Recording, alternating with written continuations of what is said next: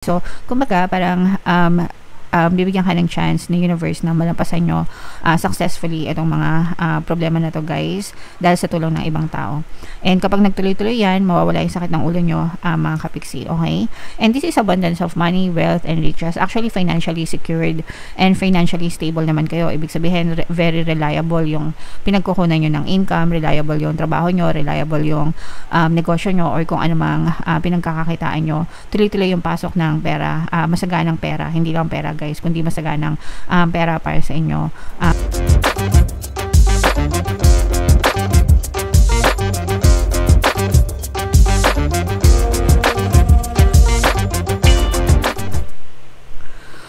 Hello guys, hello Gemini, welcome back to Pinoy Pixie Tarot. Ang pamagat ng episode natin for tonight is monthly horoscope ngayong November para sa Gemini, Sun, Moon, Rising, Sign, and Venus.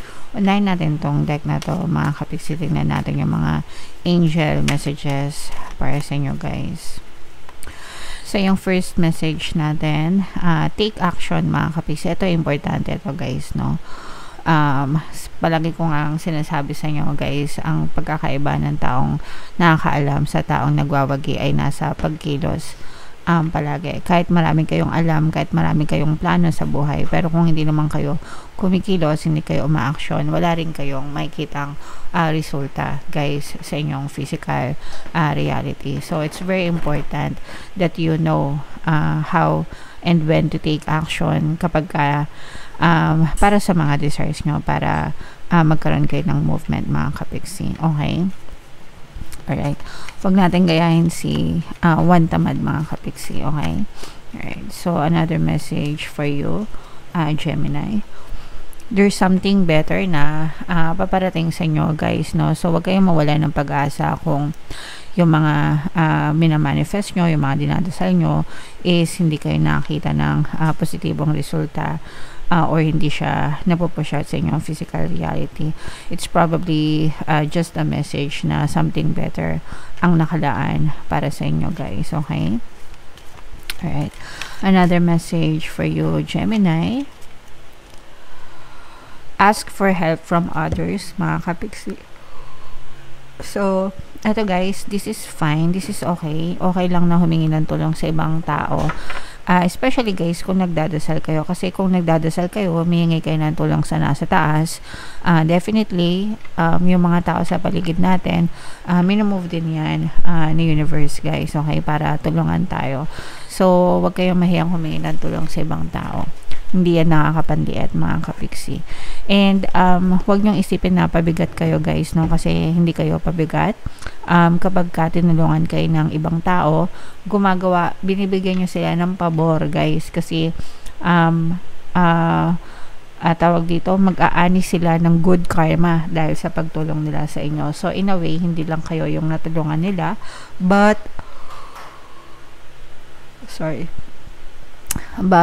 nakatulong din kayo sa kanila, guys. Okay? Kaya wag kayong mahiyang humingi ng tulong, lalo na talaga kung kailangan, guys. Okay?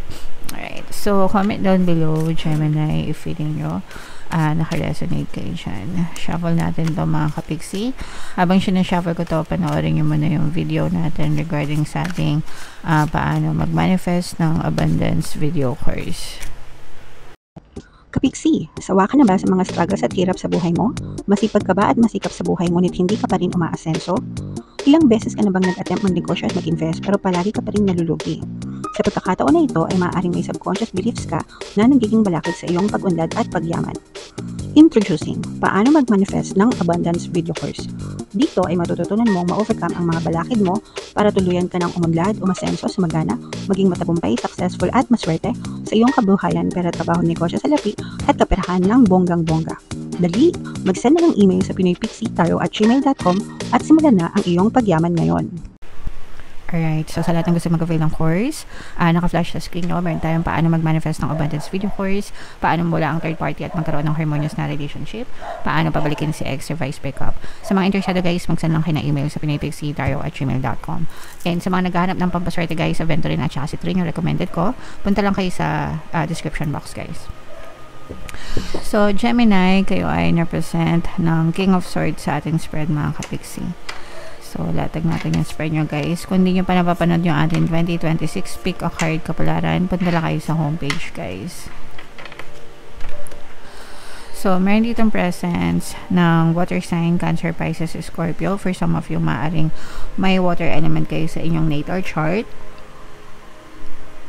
Or you may be dealing with another water sign, mga kapiksi.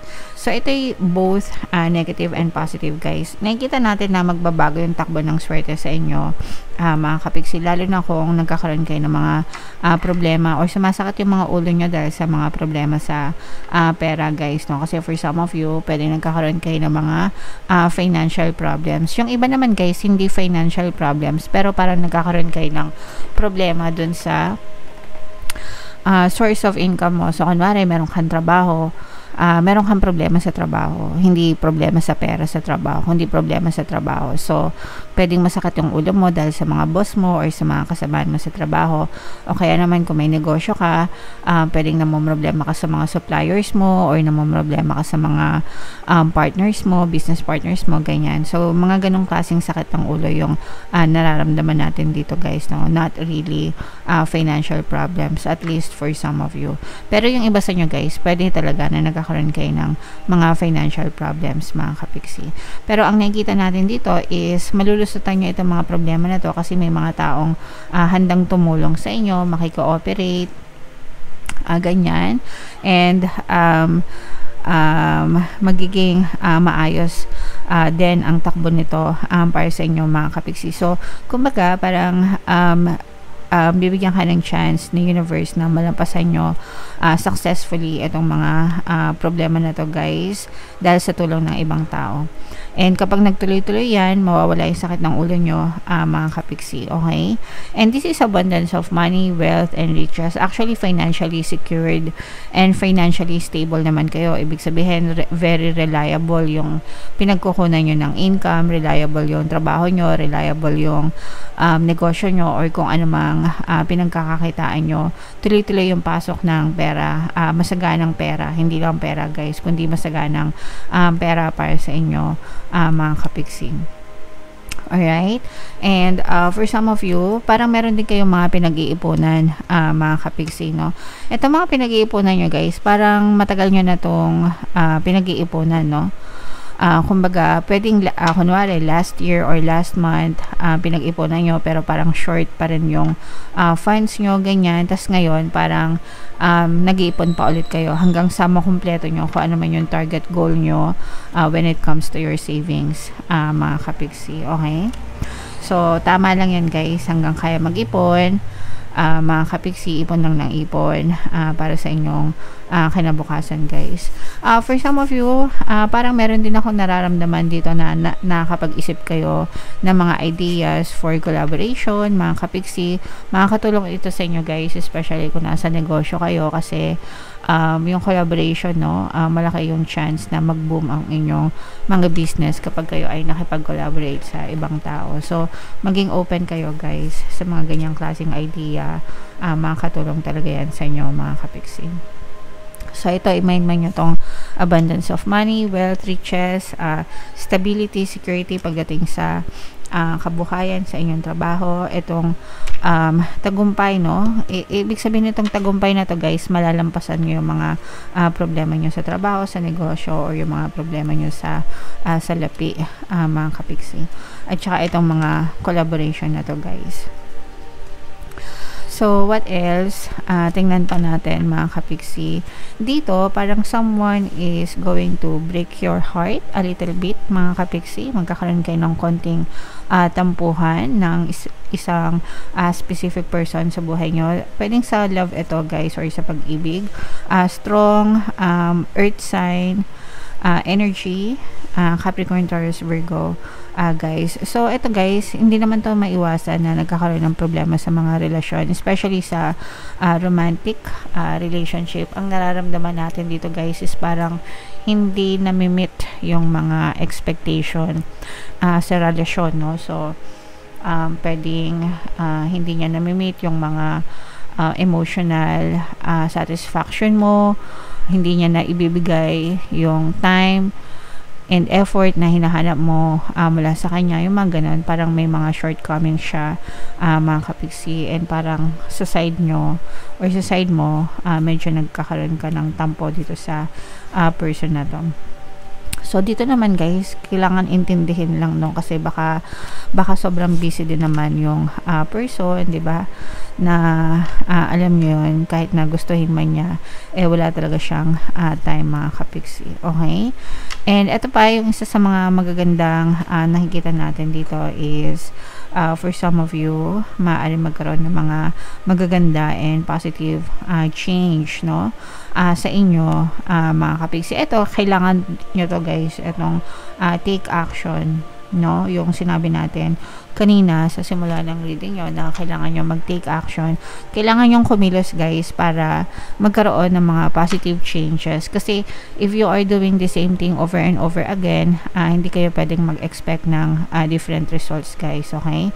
So, different formula or same formula, same result, mga kapiksi, different formula, different results. So, kung gusto nyo magbago yung resulta sa buhay nyo, kailangan magkaroon kayo ng pagbabago sa mga action na ginagawa nyo, mga kapiksi. Alright? Okay, so i-mind nyo na itong mga positive changes. Ito, again, itong mga tawag dito, abundance of money, financial stability, security, yan. Mind nyo na guys sa comment section. So, comment down below if naka-resonate kayo guys. Bunot lang tayo ng isa pang card para sa inyong additional na message, Gemini. So, we have Unbound, releasing soul patterns, contracts, and past lives. Ito guys, kailangan na to ng forgiveness, mga kapiksi, lalo na kung merong paulit-ulit na negative na nangyayari sa buhay nyo, mga kapiksi, with a particular person, hanggang hindi nagkakaroon na, maaari kasing nasa soul contract nyo yan guys, no? Soul pattern, and para ma-release kayo dun sa ganong klaseng buhol, kailangan magkaroon ng forgiveness guys. So kung meron kayong mga palaging na, especially sa romantic relationship guys, so kung feeling nyo masyadong magulo yung inyong pagsasama, mga kapiksi, kailangan magkaroon ng forgiveness, na yung totoong forgiveness, hindi yung for the sake of mag-forgive pero hindi naman talaga kinakalimutan, no? Kapag kasi nagpatawad kayo, dapat kinakalimutan nyo yung mga negative na nangyari sa inyo, mga kapiksi. Yun talaga yung totoong pagpapatawad, and you wish the person well, mga kapiksi. Okay? Alright, so dapat may ganong mangyari para maputol yung inyong mga karmic connection guys. Alright? Okay, so comment down below, Gemini, if feeling nyo naka-resonate kayo dyan. Ito yung ating 2026 kapalaran guys, panoorin nyo na. Ito naman yung ating success stories ng paano mag-manifest ng abundance video course. Click here to subscribe guys. Thank you for liking, sharing, and subscribing. See you next time. I love you all. Have a nice day. Bye-bye.